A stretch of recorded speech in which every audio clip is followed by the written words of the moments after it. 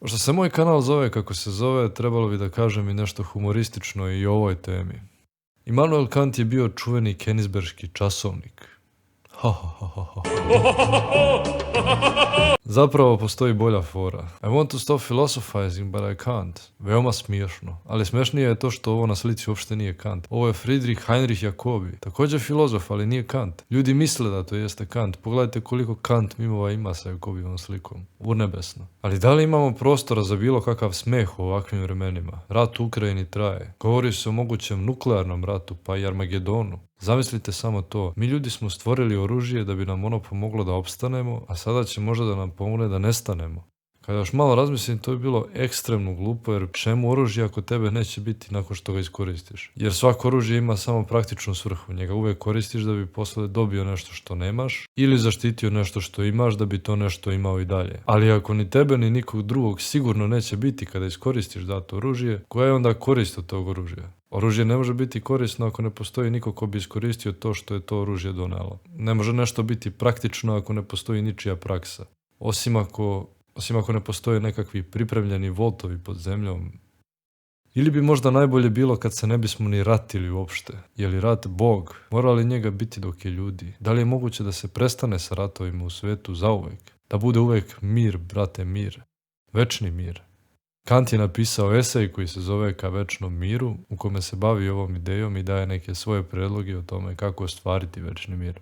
Kant navodi 6 preliminarnih članova koje treba usvojiti i koji prema njegovom mišljenju treba da smanje šansu da se rat dogodi. Oni sami po sebi nisu dovoljni za večni mir, iako jesu važni. Prvi od njih glasi: nijedan mirovni sporazum ne sme biti priznat kao ispravan ako se pri njemu, uglavnom u tajnosti, planira budući rat. Ako se ovaj član ne bi poštovao, prema Kantu ne bi uopšte bilo govora o miru, već samo o trenutnom prekidu rata koji će se neminovno nastaviti. Zatim, nijedna nezavisna država ne može da stekne drugu državu, bilo nasledstvom, trgovinom ili donacijom. Državu čine ljudi, to jest ličnosti, tako da je i ona sama jedna ličnost. Kantovom etičkom gledištu odgovara ideja prema kojoj ličnosti nisu puko sredstvo koje bismo koristili. Dakle, države moraju biti slobodne, bez obzira na svoju moć i veličinu. 3. Stajaće vojske moraju biti ukinute. Kada ne bi bile ukinute, bile bi stalna pretnja, a osim toga plaćanje vojnika za ubistvo ili za spremnost da budu ubijeni jeste pogrešno jer se oni time tretiraju kao puko sredstvo. 4. Nema državnog zaduživanja zbog borbe protiv treće države. Razlog je to što bi ovakvo zaduživanje moglo da traje u nedogled, što bi značilo da nikad neće prestati opasnost od rata. 5. Nijedna država ne sme da se meša u ustav i administraciju druge države. U suprotnom, radilo bi se o skandalu koji bi ugrozio autonomiju svih drugih država. Izuzetak je situacija u kojoj se država razbila na 2 dela, od kojih oba tvrde da imaju pravo na čitavu celinu, jer tu onda više nema govora o ustavu.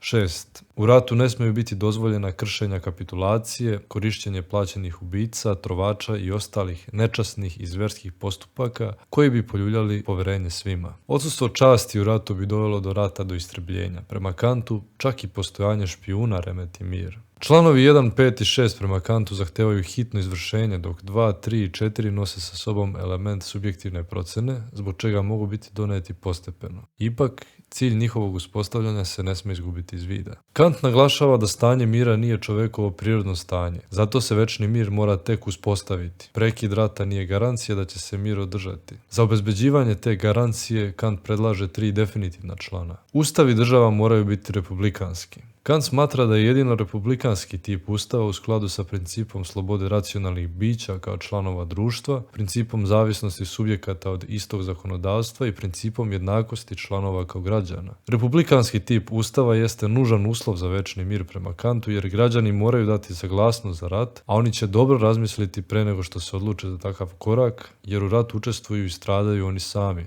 Despot s druge strane nije građanin i on se ne bori i ne strada u ratu, što znači da on može pokrenuti rat i radi puke zabave. Međunarodno pravo treba da se zasniva na federaciji slobodnih država. Pošto su države ličnosti kao i ljudi, i za njih je potreban nekakav zakon. Ako postoji zakon za ljude, zašto ne bi postojao zakon i za države? Ako nema naddržavnog zakona koji će da ograničava ljude, onda države misle da su veličanstvene i da mogu slabijim državama da rade što god požele. Dakle, potreban je zakon za države. Međutim, to ne može biti običan zakon, već zakon koji podrazumeva savez, to jest federaciju država. Zašto je sad federacija neophodna za ovakav zakon? Države kao ličnosti su problematičnije od ljudi kao ličnosti prema Kantu. Recimo, uopšte ne zahteva argumente kada je shvatanje rata u pitanju, već svaki rat odmah vidi kao nešto inherentno pogrešno. Međutim, sa državama to nije slučaj. Čak argumenti i diplomatija nemaju moć da utiču na to da država promeni postupanje prema drugoj državi. Ako neka država napadne drugu, nikakav argument je neće zaustaviti u njenom delovanju. To je zato što su države već uspostavile svoj ustav koji se već zasniva na nekoj argumentaciji. One su sa tim završile. Svaka država ima svoj ustav i zakon i bilo šta što dolazi iz okvira nekog drugog zakona ne može uticati na nju da to prihvati, to jest da proširi svoj zakon. Zato je potreban savez, to jest federacija, a ne samo sporazum koji svaka država može lako da prekrši. Cilj takvog saveza ne bi bilo sticanje moći, već samo održavanje mira. Prava ljudi kao građana sveta treba da budu ograničena prema uslovima univerzalne gostoprimljivosti. Šta ovo znači? Kant naglašava da se ovdje ne radi o pukoj filantropiji, već o pravu koje nalaže da svaka država tretira stranca sa gostoprimstvom pod uslovom da se on ponaša u skladu sa mirom. Također, svaki čovjek na planeti treba da ima ova prava i svako treba da ima jednaka prava da živi na svakom mjestu na zemlji. U skladu sa ovim će prema Kantu doći do uspostavljanja mirnih odnosa između udaljenih država i do formiranja kosmopolitskog ustava. Jedna zanimljivost jeste da Kant u ovom spisu kritikuje europsku kolonizaciju i tretiranje starosedelaca, iako je ranije prihvatao teoriju o rasnoj superiornosti Evropljana, što je u periodu pisanja spisa ka večnom miru u potpunosti odbacio. Da li ljudi moraju biti nekakvi anđeli da bi ispoštovali sve ovo što Kant predlaže? Jer ljudi imaju sklonosti da se ponašaju jako sebično. Kant misli da čak i đavoli mogu formirati državu i kroz zakon ograničiti i provjeravati jedni druge pod uslovom da su makar minimalno inteligentni. Iako đavoli ne bi ni u takvoj situaciji bili bića koja moralno postupaju, makar bi bili dobri građani. Kako se onda to sebičnost pojedinaca može prevazići zarad opšteg dobra? Nikako despotskom, osvajačkom vlašću koja zarad dostizanja mira guši sebične sklonosti običnih ljudi, već kroz rivalstvo tih sebičnih sklonosti. To rivalstvo prema Kantu vodi u uspostavljanje jednakosti. Ako bi sve bilo pod jednom despotskom vlašću, zakon bi na obodima te vlasti bio jako slab i došlo bi se u stanje anarhije.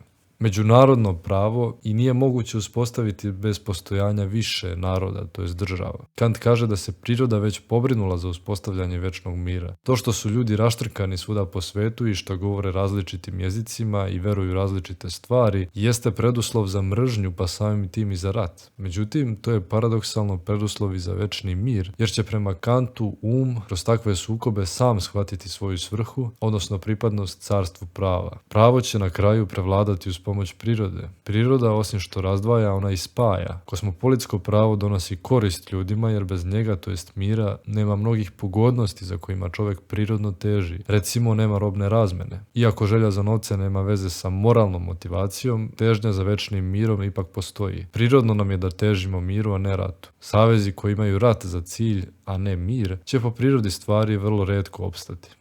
Toliko o Kantovoj ideji večnog mira. Nemojte misliti da mi je bilo lako da ovo radim jer je Kant poznat kao težak za čitanje zato što ima loš stil pisanja. Tako da mislim da zbog mučenja zaslužujem like, share i subscribe kao i uvek. Ostavite neki komentar, naročito ako se ne slažete s Kantom. To što je Kant bio značajan filozof ne znači da moramo da se složimo s njim. Želim vam da ne brinete zbog bombe kao ja, iskusni doom scroller. Ako ništa, makar će super fora ispasti ako niko ne stigne da odgleda Nolanovog Oppenheimera.